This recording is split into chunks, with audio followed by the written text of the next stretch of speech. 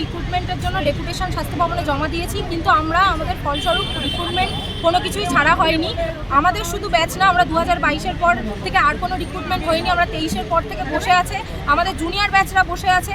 Junior ব্যাচরা private হসপিটালে গিয়ে যখন সিভি দেওয়া হচ্ছে সেখানে নেই, তাদেরকে নিচ্ছে না, কারণ অলরেডি সেখানে বাইরে থেকে অনেক নার্সিং পড়ুয়ারা চলে এসছে, যার জন্য আমাদের রিক্রুটমেন্টে নিয়ে এত সমস্যা। এবং টার্সিয়ারি বিশেষ করে গ্রামীণ হাসপাতালগুলোতে আমরা দেখতে পাচ্ছি যেখানে স্টাফ সংখ্যা অনেক বেশি পরিমাণে দরকার, সেখানে সেইভাবে পরিষেবা আমরা দিতে পারছি না। আমরা অস্থায়ী পদে আমাদেরকে সরকার নিয়োগ করছে, স্থায়ী পদের তুলনায় 2 জনের টাকা দিয়ে একজনকে যদি একজনের টাকা দিয়ে যদি 2 থেকে 3 জন নার্স নিয়োগ করা যায়, তাহলে সেইভাবে সরকার চালাচ্ছে। আমাদের একটাই দাবি, আমাদের স্থায়ী পদে নিয়োগ করা হোক এবং স্টাফ নার্স গ্রেড 2 রিক্রুটমেন্ট যত তাড়াতাড়ি সম্ভব পাবলিশ করা হোক, এবং আমরা যাতে সবাই এখানে যোগবদ্ধ হয়েছি, আমরা আগামী দিনেও থাকবো। আমাদের এই আন্দোলন চলবে।